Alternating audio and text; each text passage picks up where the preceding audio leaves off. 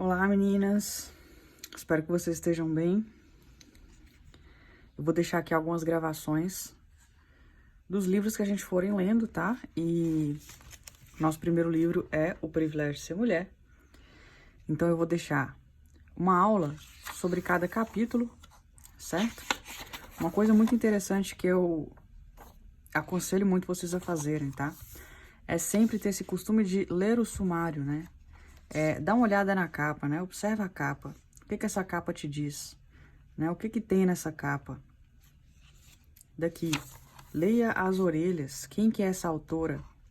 Então aqui a gente já descobre que essa autora, ela é uma filósofa, ela nasceu na Bélgica, mas viveu nos Estados Unidos, e ela se dedicou a ser professora de filosofia, né, com essa base aí católica, e ela fala muito sobre a feminilidade, a vocação da mulher, e aí ela foi nos mostrar um pouco aqui neste livro sobre essa questão do privilégio de ser mulher. Como que nós perdemos este olhar da beleza feminina, né? Tá, então como eu tava falando, eu acho muito interessante que vocês leiam o sumário, tá? De qualquer livro que você for ler. Por quê? Porque o sumário, ele vai te dar uma noção do que você vai encontrar no livro, tá? Então aqui a gente tem a parte 1, a gente vai ver os argumentos contra o privilégio de ser mulher, né? Argumentos seculares, o cristianismo e os argumentos contra o privilégio. E na parte 2 a gente vai ter uns argumentos a favor do privilégio de ser mulher, que é a questão da visão sobrenatural, tá? Na parte 3, ela vai falar um pouco como que a gente vai do paganismo aos valores modernos, como acontece, né, a depreciação da mulher. Então aqui você já tem uma noção, poxa, vai falar da depreciação da mulher. Entende? Então assim você vai, aqui a sua cabeça já vai construindo um pequeno resumo do que pode vir a acontecer durante a leitura, do que você vai encontrar durante a leitura. Na quarta parte, mulher, o sexo privilegiado, fraqueza, prós e contras. Parte quinta, a transfiguração da fraqueza, a encarnação. Essa parte é muito bonita. A parte sexta, a missão sobrenatural da mulher. Parte sétima, mulheres e os sentimentos.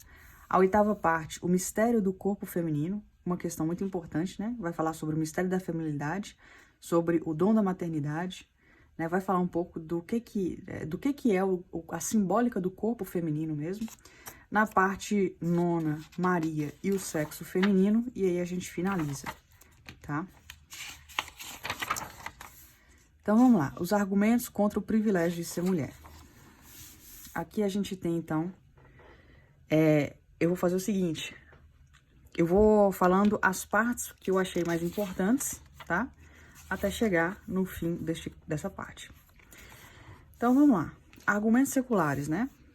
Aqui vocês vão perceber a visão do mundo, né? Uma visão mundana da mulher. Aquela visão sem olhar sobrenatural nenhum. Então, ela já começa fazendo uma pergunta. Como assim pode ser um privilégio uma mulher ser chamada de segundo sexo, ser considerada menos talentosa, menos forte, menos criativa, menos interessante, menos inteligente, menos artística do que o seu correlativo masculino?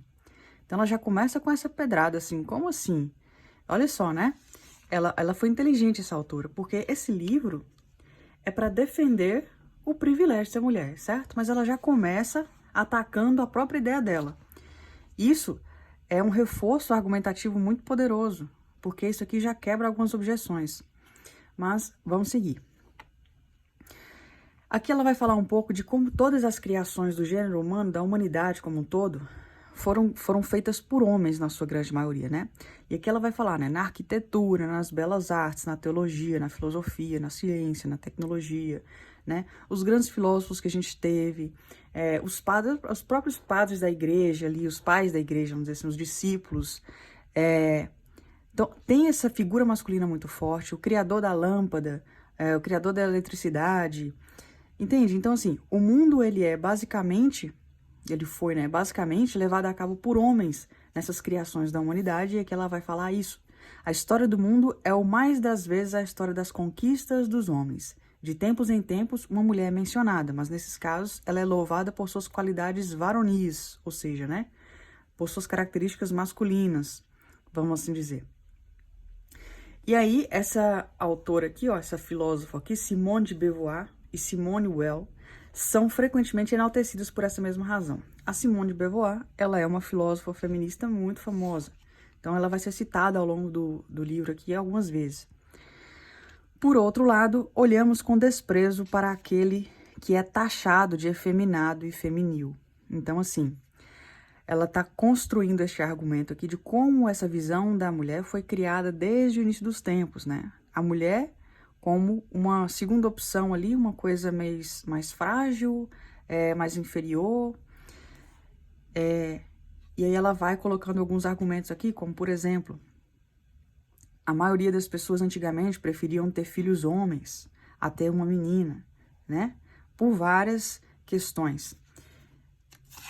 Outra coisa, a mulher na puberdade, ela sofre muito por ser mulher. Então, assim, dores severas, enjoos na gravidez, dores, incômodos durante a gestação, né? Imagina a dor do parto, como ela mesma menciona aqui. Quem escolheria dar à luz em dor agonizante? Ora, quando o Antigo Testamento pretende ilustrar árduas tribulações, ele normalmente recorre ao exemplo de uma mulher em trabalho de parto. Então, ela vai demonstrando aqui nessa parte como é ruim ser mulher, como é desvantajoso ser mulher. Olha só, os homens querem que as mulheres existam, mas eles não querem ser mulheres. Porque ser mulheres, afinal de contas, ser mulher é uma coisa desagradável, né? Não é algo que é privilegiado, não é algo beneficente, benéfico, né? Simone de Beauvoir escreve que os homens são seres humanos, as mulheres são apenas fêmeas. Eu quero que vocês vão percebendo, assim, como que é um olhar bem terreno, bem materialista, bem do mundo, assim, né? Não tem um olhar elevado, não tem um olhar que transcende, não tem um olhar sobrenatural. As mulheres são meros objetos que existem a fim de satisfazer os desejos do sexo masculino. Segundo ela, as mulheres estão enfastiadas com seu próprio sexo. Daqui, você consegue perceber que as mulheres aqui estão enfastiadas com seu próprio sexo, mas hoje a gente consegue perceber mulheres que não gostam de ser mulheres porque se acham fracas, porque se acham inferiores, e aí vão se masculinizando, né? Olha só uma coisa que ela mencionou aqui. Isto é o que Chesterton tinha em mente quando escreveu que uma feminista é alguém que tem aversão às principais características femininas. Como resultado, a pauta das feministas, embora impulsionada pelo ódio aos homens, visa a virilizar as mulheres para que possam ganhar o controle sobre os seus corpos, sobre seus destinos. Uma vez libertadas das amarras biológicas, as mulheres seriam capazes de desenvolver seus talentos, que por séculos foram reprimidos pelos tabus sociais, né? Então, qual que é a visão aqui? A mulher é um bicho inferior, é só uma fêmea, é um ser inferior ao homem, cheio de problemas, cheio de defeitos, que carrega dores, né? Ou seja, ela é como se a mulher já viesse prejudicada pela criação, né?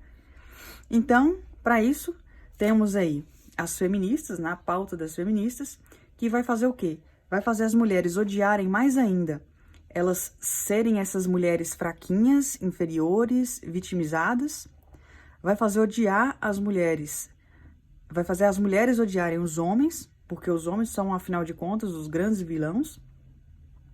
Para quê? Para que a mulher possa ter uma liberdade, né? Para que elas possam ganhar o controle sobre seus corpos e sobre tudo mais, né? Ah, eu sou mulher, então eu posso abortar. Eu tenho esse poder porque agora eu lutei por isso, né? Então eu posso cometer aborto, eu posso terminar um relacionamento, um casamento, eu posso beijar quem eu quiser, quando eu quiser, na hora que eu quiser. Eu não preciso preservar o meu corpo eu uso como eu quiser, eu posso transar com quem eu quiser, eu posso fazer o que eu quiser na hora que eu quiser.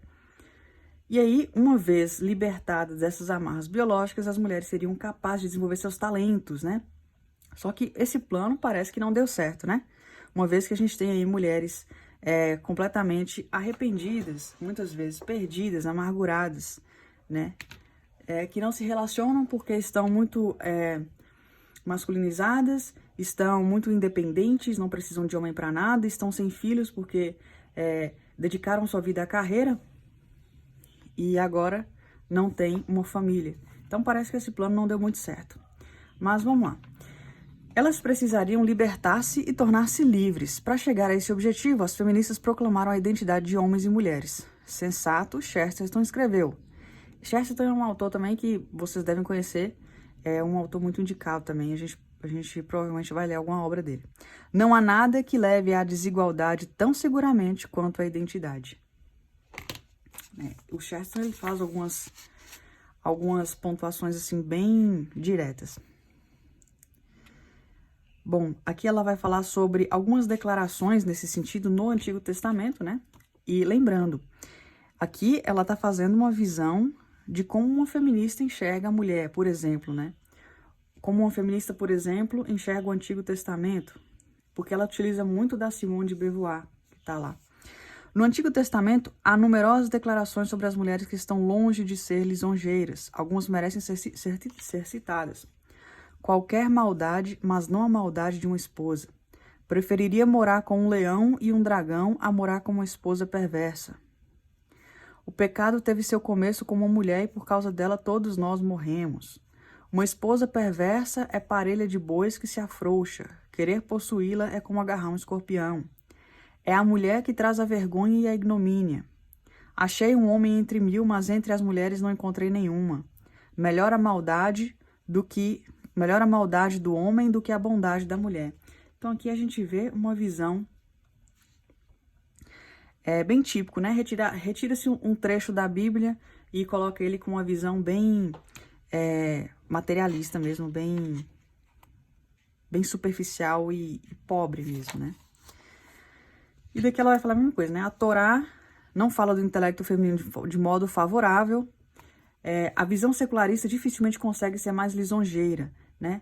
Por exemplo, em Hamlet, na obra de Shakespeare, escreveu as tão citadas palavras: fragilidade tem nome, é mulher. John Milton escreve que a mulher é um belo equívoco. Então, assim, Kant também, né, escreve que, Modestas escreve que a mulher é menos talentosa e moralmente inferior ao homem. Ou seja, tudo aqui argumentos, né, de grandes pensadores, de grandes escritores, de grandes filósofos, da Torá, da Bíblia, do Antigo Testamento. Outra coisa aqui, ó, Alexandre Dumas escreve: segundo a Bíblia, a mulher foi a última coisa que Deus fez. Devia ser uma noite de sábado, pois sem dúvida estava cansado. Então, assim, o que a gente tem dessas visões com um olhar bem perverso sobre a mulher é muita coisa, né? Olha só, então, como que a gente está banhado de argumentos, né, que nos levam a desacreditar na missão e na natureza da mulher. Isso aqui também é um trecho que eu destaquei, é mais um argumento, né, de que uma descoberta que Freud fez, de que toda menina já nasceria com inveja do pênis, muito antes de saber que esse órgão existe.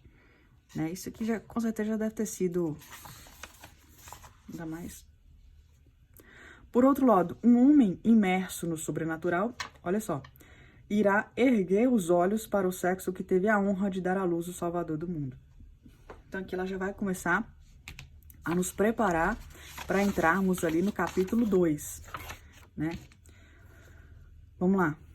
Ao fim e ao cabo, generalizações injustificadas são típicas de mentes superficiais, o que eu acabei de falar, né?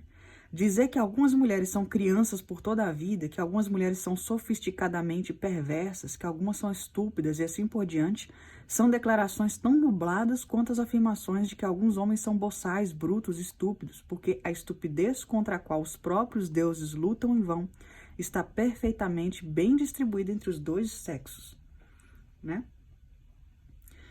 Inclusive, até mesmo nesse retorno aí de olhar a mulher como um ser que realmente é sagrado, que é criação divina e que tem um papel específico na criação, a gente corre o risco, né, de desfazer, vamos dizer assim, da natureza masculina também, né? A gente tem naturalmente, e por influência, resquícios dessa mentalidade feminista. Então, assim, quantas vezes a gente já escutou a expressão, eu não preciso de macho pra nada. Essa expressão bem chula, que a gente vê direto na internet. Eu não preciso de macho pra nada nessa vida. Então, assim, isso acaba influenciando a gente a ter uma visão negativa dos homens. E a ideia não é essa, né? A ideia desse livro aqui, que é falar do privilégio de ser mulher, mas não é de desprivilegiar o homem. Isso que isso fique bem claro, assim, eu acho importante falar isso. Olha só. Mas as declarações negativas feitas com relação ao sexo frágil foram disseminadas e são as águas que movem seu moinho. Essas palavras são, sem dúvida, parcialmente responsáveis por esse movimento revolucionário que ganhou tanto impulso no mundo contemporâneo. Olha só. De acordo com as feministas, as mulheres, sob pressão da sociedade, aceitaram por séculos sua inferioridade e em muitos países elas ainda o aceitam. Mas agora, nos países desenvolvidos, o momento é propício para uma reavaliação dessa situação humilhante. Conscientes da injustiça a que estiveram sujeitas, as feministas agora reivindicam seus direitos a estar em pé de igualdade com o sexo masculino. Elas supostamente alcançariam esse objetivo competindo com os homens no campo de batalha, ao invés de se exilarem no Kirche, Kurche, Kinder, os 3 Ks do alemão, igreja, cozinha e crianças. Segundo Simone de Beauvoir, a libertação das serviço-tarefas domésticas foi a mais nobre façanha do socialismo, e com socialismo ela quer dizer Rússia soviética. Ela escreve que os destinos da mulher e do socialismo estão intimamente ligados. Tal asserção é calorosamente contestada pela autora contemporânea russa Tatiana Goricheva. Falando a respeito da situação das mulheres na Rússia soviética, ela escreve: e entre nós, as mulheres sofriam 2 ou 3 vezes mais do que os homens. Olha só. Não há como negar que algumas mulheres foram tratadas de maneira abominável por alguns homens. Kierkegaard escreve: quantas coisas abomináveis o mundo não viu no relacionamento entre o homem e a mulher, que ela, quase como um animal, foi uma criatura depreciada na comparação com o homem, uma criatura de outra espécie. Também Chesterton admite esse fato. Não nego que as mulheres foram injuriadas e até torturadas, mas duvido que algum dia tenham sido torturadas mais do que são agora pelo absurdo propósito da modernidade de torná-las a um só tempo imperatrizes do lar e funcionárias competentes. A solução que ele oferece é destruir a tirania. As feministas querem destruir a condição feminina. Então aqui ela já começa a entrar no fato de que, sim, nós mulheres, né, o gênero feminino sofreu muitas tiranias, como ele diz aqui, muitas injustiças, muita violência, e ainda sofre, né? Então é outro ponto importante a se dizer, não é que o livro ele quer abafar essas realidades.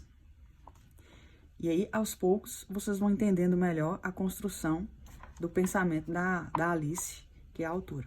Olha só. O abuso a que muitas mulheres foram submetidas foi ilustrado diversas vezes na literatura. Recordemos o tratamento brutal dispensado à irmã aleijada de Lebiadkin, eu não sei ler essa palavra, por seu irmão cruel e bêbado em Os Demônios, de Dostoiévski. Obviamente, o grande escritor russo estava remetendo a fatos reais, né? Então, assim, através da literatura tivemos grandes demonstrações de histórias, muitas vezes reais, do que sempre aconteceu na história da humanidade, né? Note que no Eclesiástico, o autor é eloquente ao falar sobre a perversidade de que as esposas podiam estar imbuídas desde o pecado original, mas não há qualquer menção à brutalidade, ao egoísmo e à dureza de coração de alguns maridos. O autor provavelmente desejava chamar nossa atenção para o fato de que, quando as mulheres são perversas e escolhem trilhar aquilo que Soren Kierkegaard chama de caminho da perdição, elas muitas vezes ultrapassam a perversidade dos homens. As mulheres vão ao extremo em tudo, ou são as melhores ou piores que os homens. Existe essa dificuldade de um equilíbrio, né? Ou às vezes, nem sempre a mulher é só vítima também, né? Será que a resposta feminista a essa desigualdade e injustiças é uma solução que beneficiará a igreja, a sociedade como um todo, o casamento, a família, ou mesmo as próprias mulheres? Essa aqui é uma questão muito importante, tá? Porque a gente precisa meditar sobre isso. Qual que é a melhor alternativa?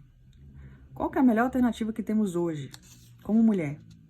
O que eu preciso fazer? Eu preciso tomar uma atitude de de ser um Carlão, de dar conta de tudo sozinha. Eu dou conta de tudo, não preciso de ninguém pra nada. Eu sou forte, tenho uma voz grossa, musculosa, tomo bomba pra ficar igual um homem, ninguém mexer comigo. Qual que é a alternativa?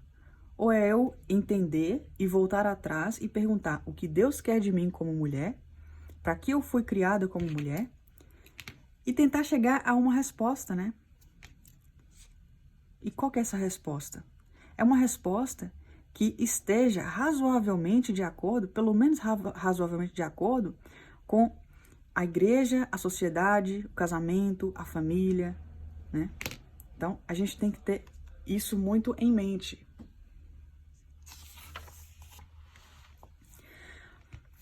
Ah, tá. Deixa eu só voltar aqui.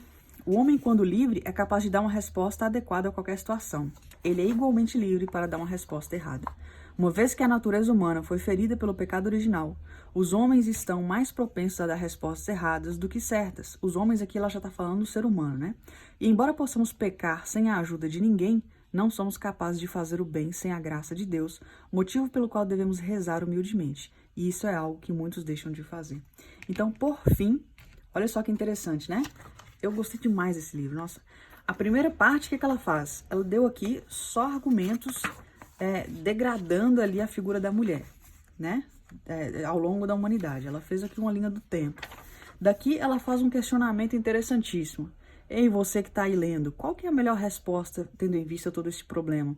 Me fala aí uma resposta que vai beneficiar a igreja, a sociedade como um todo, o casamento, a família e as próprias mulheres, nós mesmos. Será que é o feminismo? Essa é a melhor resposta? E aqui ela vem falar, bom, a gente não é capaz de acertar sozinho. A gente consegue errar sozinho tranquilamente, mas acertar sozinho, a gente precisa da graça de Deus. E para ter a graça de Deus, a gente precisa o quê? Rezar humildemente. E isso é algo que muitos deixam de fazer. Então, eu queria que vocês refletissem nesse primeiro capítulo aí. E aí, a gente passa para a segunda parte, tá? Foi um prazer passar essa aula aqui para vocês e até a próxima.